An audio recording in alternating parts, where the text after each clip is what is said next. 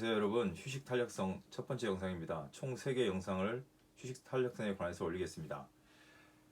이제 고대 그리스 서사 시인 중에 한 명인 헤시오도스의 신통기라는 책이 있습니다.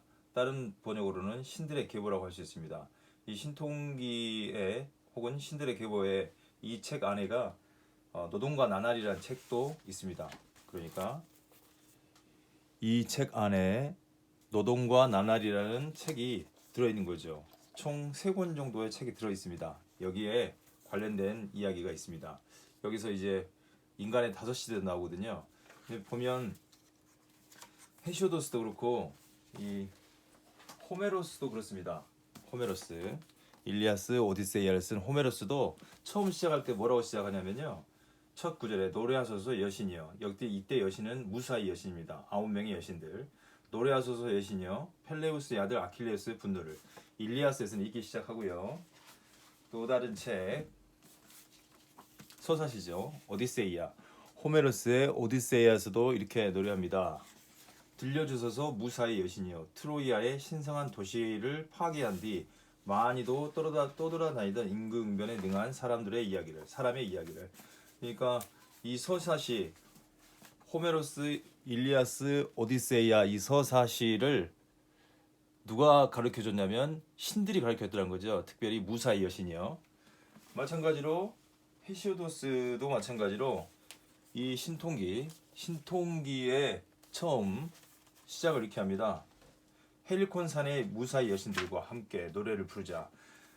이 무사히 여신들은 언젠가 나 헤시오도스가 헬리콘 산 기슭에 양을 치고 있을 때 영광스러운 노래를 가르쳐 주셨다. 헤시오도스나 호메로스나 이 자들의 서사시에 대해 누가 가르쳐주냐면 이런 서사시를 쓸 수 있도록 무사히 여신들이 가르쳐줬다는 거죠. 다시 말해서 신이 자기에게 영감을 줘서 노래를 부르도록 가르쳐줬다는 거죠. 특별히 신통기는 신들의 계보입니다. 신들의 역사, 우주의 역사에 대해서 말해주는 거죠. 우주와 지구의 역사. 지구가 있으려면 먼저 신이 있어야 된다는 거죠. 그 신들이 가르쳐 준 거에 대해서 이제 노래하고 받아 쓰는 것처럼 되어 있습니다. 그리고 이 신통기의 일부 세상의 생성과 자연신 그리고 타이탄이죠. 티탄 신족에 관해서 1절이 이렇게 시작됩니다. 카오스와 가이아 그리고 우라노스. 카오스는 혼돈이죠. 혼돈 속에서 땅이 있고 우라노스 하늘이 있다는 거죠. 가이아는 땅이고. 이렇게 해서 신들의 이야기를 쭉 한 이후에 마지막에 인간이 어떻게 만들어졌는지에 대해서 이야기합니다. 그리고 노동과 나날이라는 책. 노동과 나날. 이렇게 노동과 나날이 있습니다. 이곳에서 이제 인간에 관련된 이야기를 하는 거죠. 당연히 여기에서도 노래로 축복을 내려주시는 무사히 여신들이요. 피에리아로부터 오셔서 당신의 아들 제우스의 신을 찬양하소서. 이렇게 해서 제우스의 신에 의해 유한한 인간은 무명으로 살기도 하고 이름이 나기도 하며 고귀한 제우스 신에 따라 인간은 명망을 얻기도 하고 잃기도 합니다. 라고 이야기합니다. 노동과 나날도 마찬가지로 신이 가르쳐 준 겁니다. 무사히 여신이 본인이 이 이야기를 할 수 있도록 가르쳐 준 거죠. 그러니까 신의 계시를 받아서 이렇게 글을 쓰고 있는 겁니다. 이 노동과 나날을 이렇게 보면 제우스 신은 아주 쉽게 약한 자를 강하게 만드시기도 하지만 강한 자를 약하게 만드시기도 합니다. 또한 제우스 신은 아주 쉽게 비범한 자를 범상하게 만드시고 비천한 자를 고상하게 만드시며 부정직한 자를 정직하게 만드십니다. 또한 가장 높은 집에 거하시며 아주 큰 소리로 천둥을 치시는 제우스 신은 완고한 자를 수그러뜨리게 만들기도 하십니다. 우리의 주인이신 제우스 신이여 제 청을 한번 들어주셔서 이쪽을 보시고 제 말을 경청해 주시고 재판에서 올바른 판결을 내리소서. 제1부 인류의 고통의 생성 원인과 대처 방안. 인류의 고통의 생성 원인과 대처 방안이라고 합니다. 그러면서 이제 5시대를 이야기합니다. 5시대, 인간의 5시대. 헤시오도스가 인간을 만들었다고 합니다. 신들이 인간을 만들었다는 거죠. 잇따라 각기 5시대가 나타난다고 말합니다. 여기에서 프로메테우스와 판도라 이야기가 이어지고 그 다음에 인류의 5시대가 이어집니다. 이제 이렇게 말합니다. 인류의 5시대 너만 괜찮다면 나는 너에게 또 하나의 이야기를 아주 자세하게 들려주고 싶다. 우선 너는 신과 인간은 원래 뿌리가 하나임을 명심해라고 말합니다. 맨 먼저 올림푸스에 거하는 신들은 말하는 인간 종족을 황금 종족으로 창조하셨다. 이 인간들은 하늘에서 왕으로 군림했던 크로노스의 지배 아래, 크로노스는 시간의 신입니다. 크로노스란 뜻이 시간이에요. 그러니까 크로노스, 시간의 지배 아래 살면서 마음속에 고통 없이 궁핍이나 비참함을 느끼지 않고 신들과 같은 생활을 했다는 거죠. 슬픈 세월이 그를 억압하지도 않았고 다리와 손의 힘도 언제나 한결같았으며 모든 불행으로부터 벗어나서 기쁘고 행복하게 살았습니다. 그리고 죽을 때도 잠을 자듯이 죽었습니다. 모든 것들이 그들에게는 더할 나위 없이 좋았습니다. 곡식을 선사하는 대지도 땅도 그들에게 열매를 풍성하게 맺어주었습니다. 인간들은 들 일도 자기 뜻대로 편안하게 했고 성스러운 신들의 마음에 들어 재물의 축복을 받아 가축의 무리도 많았습니다. 인간 일족은 죽어 대지가 그들을 땅 아래로 받아들인 이후에도 위대한 제우스 신의 뜻대로 지상의 선한 정령이자 유한한 인간의 파수꾼 역할을 하고 있습니다. 인간들은 판결과 불법 행위를 감독하고 안개에 둘러싸인 채 대지 곳곳을 누비며 풍요로움을 선사했습니다. 신들의 왕이 그들에게 이러한 권한을 주었기 때문입니다. 이렇게 황금 시대에는 이렇게 벗고 다녀도 부끄럽지 않고 모든 게 다 풍족한 상태였습니다. 그 다음 올림푸스의 신전의 주인들은 두 번째 종족을 창조하셨다고 합니다. 그 종족은 바로 몸이나 마음이 황금 종족에 전혀 필적하지 못하고 그보다 훨씬 열등한 은 종족이었습니다. 은 종족의 자식은 100년 동안이나 어린아이로 살면서 정성 어린 어머니의 보살핌을 받으며 바보처럼 집안에서만 놀고 지냈다고 합니다. 그러나 막상 성장하여 한창 때가 되어도 얼마 살지 못했고 자신들의 무지로 인해 어려움을 당했습니다. 이 은종족들은 서로에게 거친 폭력을 휘두르는 짓을 그만둘 수 없었습니다. 불멸의 신들을 공경하려도 하지 않았고요. 인간이 어디에 살든 윤리가 있는 곳이라면 마땅히 그래야 했지만 고인의 성스러운 제단에 제사를 지내려고도 하지 않았습니다. 신을 섬기지도 않았다는 거죠.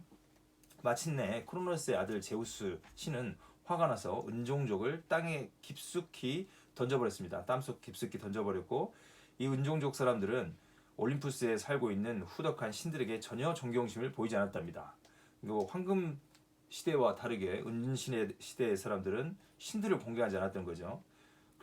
그러나 이 종족도 대지의 깊은 심연 속에 받아들여진 이후에는 지하세계에서 하데스죠. 지하세계에서 성스러운 피조물이라고 불리는 황금 종족보다 등급은 낮았지만 존경을 받았다고 합니다. 황금 종족보다는 은 종족이 신을 섬기지 않으니까 땅속 깊이 묻어버렸습니다. 그렇지만 존경은 받았답니다. 아버지 제우스 신은 그러나 말하는 인간의 세 번째 종족인 은종족과 다른 청동 종족이죠. 청동 시대를 아시겠죠. 청동 종족으로 만들었습니다. 그들은 거칠고 사나웠습니다. 끔찍하게 생긴 이들은 아레스의 잔인한 임무를 수행하며 악행을 저질렀으며 농작물을 전혀 먹지도 않았고 쇠처럼 단단하고 거친 성격의 소유자였다고 합니다.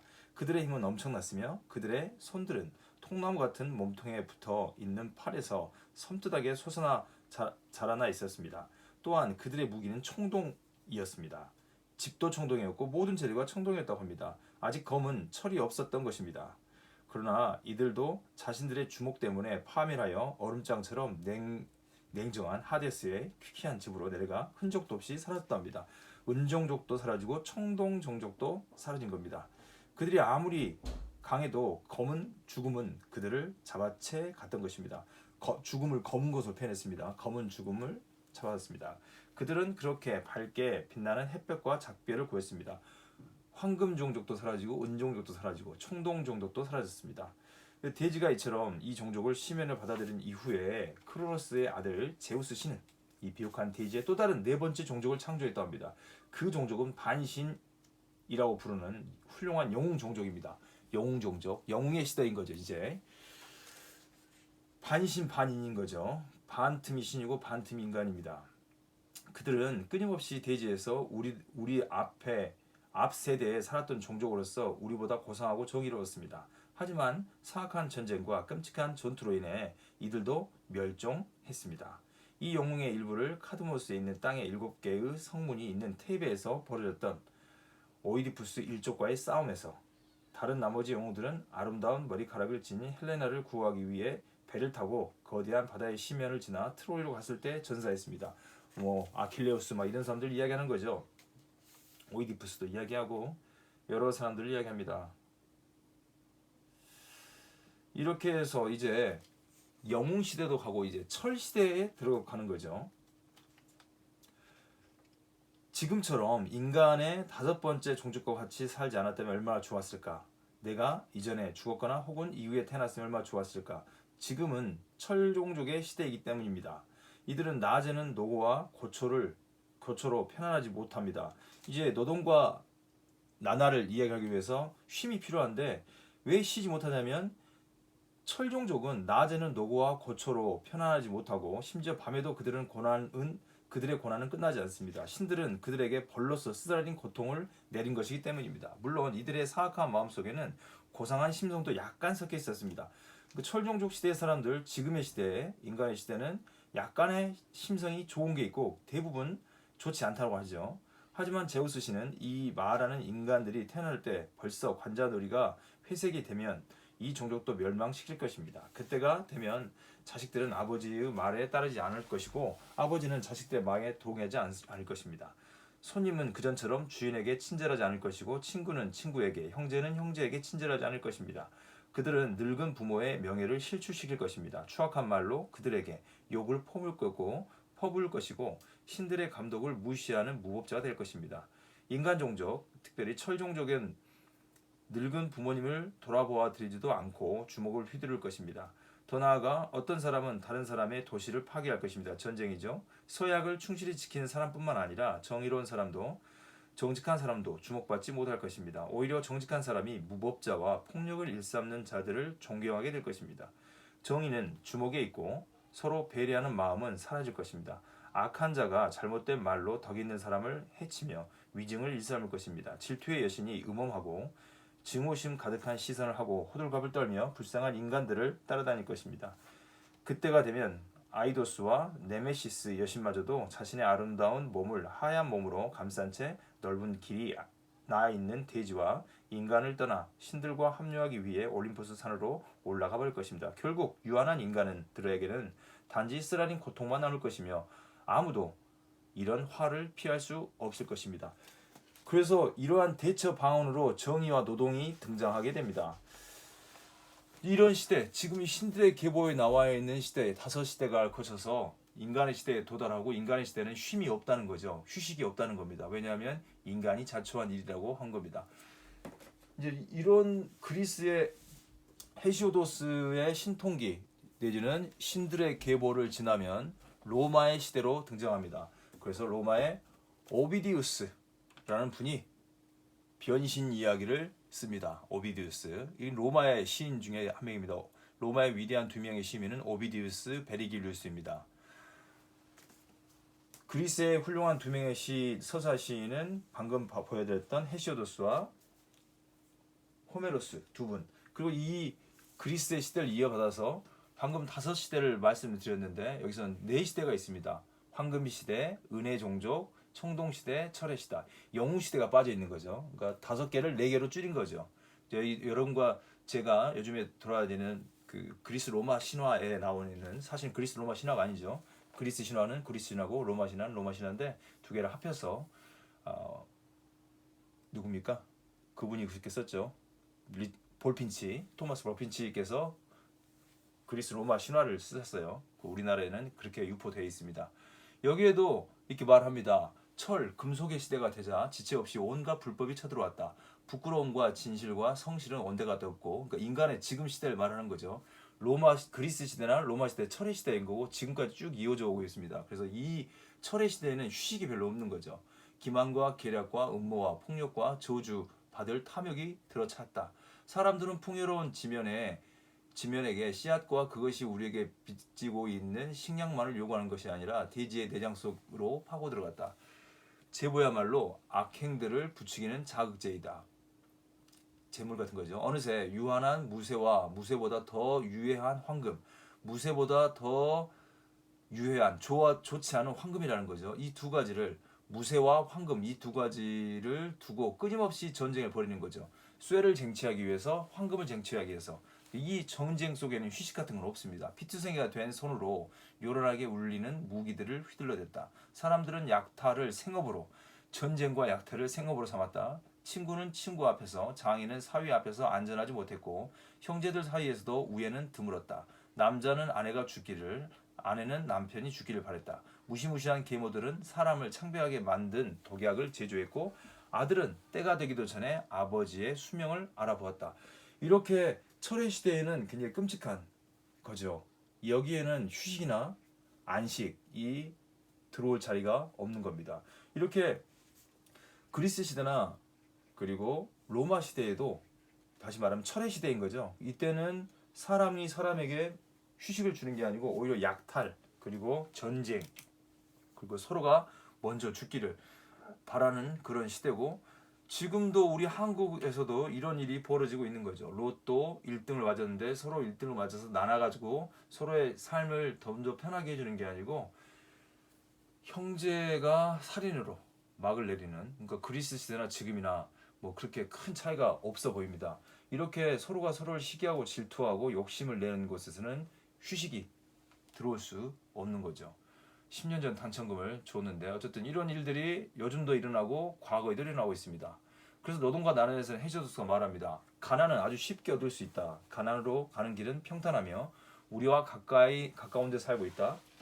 불멸의 신 인간은 사멸하죠. 소멸하는 인간은 반대로 불멸의 신은 성공으로 가는 길에 뭘 놔뒀냐면 이마에서 땀이 흐르도록 해놓았다. 신이 빈둥거리며 노는 사람보다 땀을 흘리며 열심히 일하는 사람을 더 좋아한다. 노동은 가난에서 벗어나게 해줄 뿐만 아니라 사람들의 재산을 늘려주는 행위이다. 그래서 성공으로 가는 길은 멀고 가파르며 그 길을 따라갈 때 처음에는 어려웠지만 힘들었던 길을 한번 들어서게 되면 수월해진다고 가르쳐 줍니다. 그리고 무엇이 마지막에 우리에게 성공을 가져다 할지 스스로 통찰하고 생각하는 자가 모든 사람 중에 최고라고 말합니다. 또 다른 사람의 충고를 받아들인 사람, 그런 사람도 유능한 사람이다. 다시 한번요. 무엇이 성공을 가져다 줄지 누가 가르쳐 주지 않아도 스스로 통찰하는 사람이 최고입니다. 그 다음에 충고를 받아들인 사람, 뭐 강의든 교육이든 이런 걸 좋은 이야기들을 귀담아 듣는 사람들은 유능한 사람이라고 말합니다. 그런데 스스로 무지하여 다른 사람의 충고를 듣지도 않고 명심하지 않은 자는 쓸모없는 자라고 헤시오도스가 2800년 전에 이야기해놨습니다. 헤시오도스는 독자에게 자신의 충고를 항상 생각하라고 또 창고가 곡식으로 가득 차도록 일을 하라고 또 배고픔은 아주 게으른 사람의 친구인 법이라고 말해줍니다. 게으른 사람의 친구라는 거죠. 배고픔은 아주 게으른 사람의 친구인 법이라고 말합니다. 게으른 한량처럼 할 일 없이 빈둥대며 살아가는 자에게 인간과 신이 분노한다고 말합니다. 그래서 일하는 거. 노동은 사람들의 가축과 재산을 늘려주고 열심히 일하는 사람은 신들의 마음에 흡족하기 때문입니다. 흡족하기는 인간도 마찬가지죠. 게으른 사람도 게으른 사람을 싫어한다는 말입니다. 인간은 게으름뱅이를 지독하게 증오합니다. 노동은 전혀 수치가 되지 않습니다. 그에 비해 아무것도 하지 않는 것은 부끄러운 일이라고 말합니다.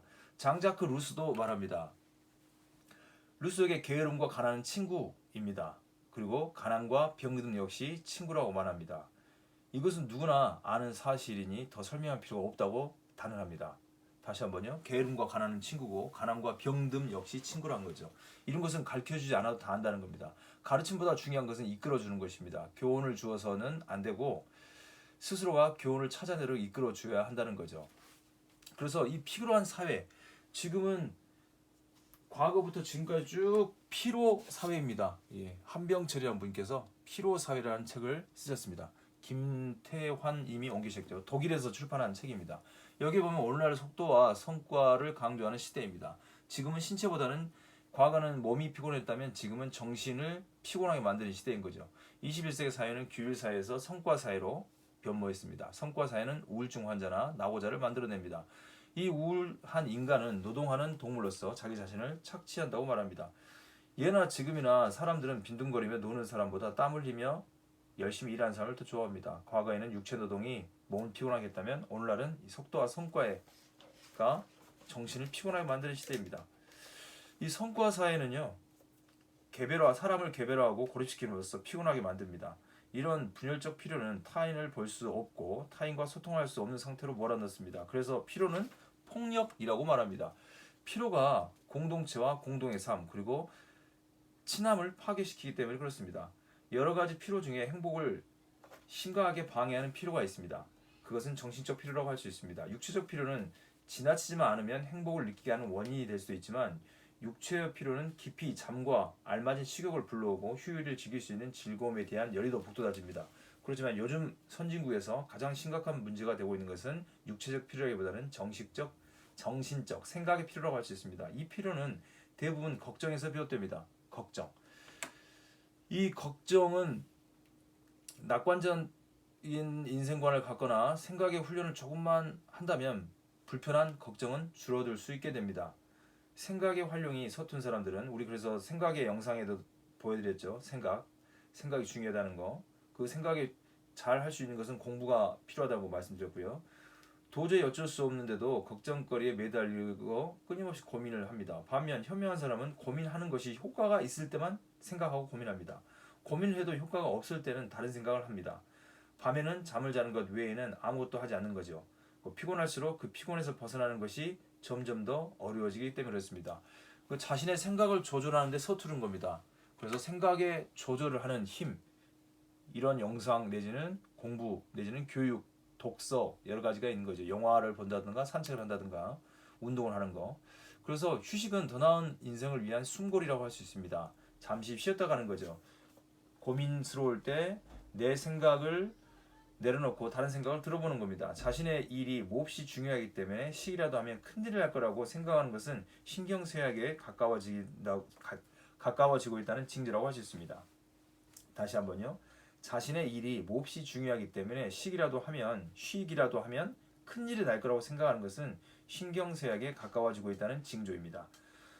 수도자들이 침묵하는 것은 침묵 그 자체를 위한 것이 아니라 침묵이라는 여과 과정을 거쳐 더 나은 말을 하기 위해서라고 합니다.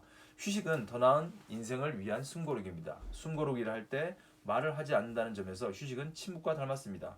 인간은 한 번 살 수 있습니다. 급하게 서두른다고 해서 인생이 완성되는 것은 아닙니다. 그러니 서두르지 말아야 합니다. 침묵, 한숨 돌림의 여유를 가져야 한다는 것이죠. 누구에게도 독촉당하지 말고 스스로를 독촉하지도 말아야 합니다. 침착하게 숨고르기를 하며 한 걸음씩 나아갈 때 비로소 자신만의 인생이라는 책이 완성될 수 있습니다. 생각은 모든 인간에게 허락된 선물입니다. 그런데 바쁜 일상 때문에 많은 사람들이 생각이라는 소중한 선물을 잊고 살아갑니다. 육체와 정신의 피곤에서 벗어날 수 있는 방법은 휴식이라고 할 수 있습니다. 하지만 현대를 살아가는 사람들에게 휴식할 시간이 부족하다는 겁니다. 휴식하지 못한다는 것은 생각할 시간이 없다는 것을 뜻할 수 있습니다. 지혜의 보고인 탈무드에는 이런 말이 있습니다. 너의 생각을 주목하라. 그게 곧 내 말이 된다. 너의 말을 주의하라. 그게 곧 내 행동이 된다. 너의 행동을 조심하라. 그게 곧 내 습관이 된다. 너의 습관을 의식하라. 그게 바로 내 성격이다. 내 성격을 주목하라. 그게 곧 내 운명이 된다. 탈무드에 이런 말이 있습니다. 바쁜 일상으로 몸과 마음이 힘듭니다. 그러면 하던 일과 생각을 잠시 멈추고 지친 몸과 마음을 위해 잠시 침묵해보는 건 어떨까요? 숨고르기를 하는 것은 쉬는 것입니다. 삶의 지혜는 분주한 생활을 잠시 멈추고 편한 시간을 통해서 생겨난다고 할 수 있습니다. 지혜가 생기면 지금까지 보지 못했던 것들이 보이게 됩니다. 내 존재의 소중함과 내 주변의 사람들 그리고 자연의 소중함을 깨닫게 됩니다. 이렇게 계속 쳇바퀴 맴도는 계속해서 끝이 없는 생각 속에 있는 게 아니고 잠시 내려놓는 거죠. 내가 무엇을 했냐도 중요할 수 있겠지만 내가 지금 있다는 거, 특별히 살아있다는 게 중요합니다. 그걸 잊는 순간 내가 무엇을 했냐에 빠지게 되면 아직 해놓은 게 없기 때문에 더 분주하게 되는 겁니다. 무엇을 했냐보다도 여러분이 제가 여기 있다는 거 그게 굉장히 소중하고 중요한 일입니다. 그리고 피로사회에서 벗어날 수 있는 것은 잠시 휴식하는 겁니다. 과거부터 사람들은 말합니다. 철의 시대에는 서로 빼앗고 경쟁하기 때문에 쉼이 우리에게 주어진 게 아니고 계속해서 투쟁, 그리고 요즘 사회에는 육체적 피로보다는 정신적 피로가 많이 쌓여있다고 말합니다. 삶의 지혜를 얻는 게 필요합니다. 지혜, 여유가 생기면 지금 보지 못했던 것들을 보게 된다고 말합니다. 잠시 쉬었다 가시겠습니다. 휴식 탄력성 두 번째 영상에서 뵙겠습니다. 수고하셨습니다. 감사합니다.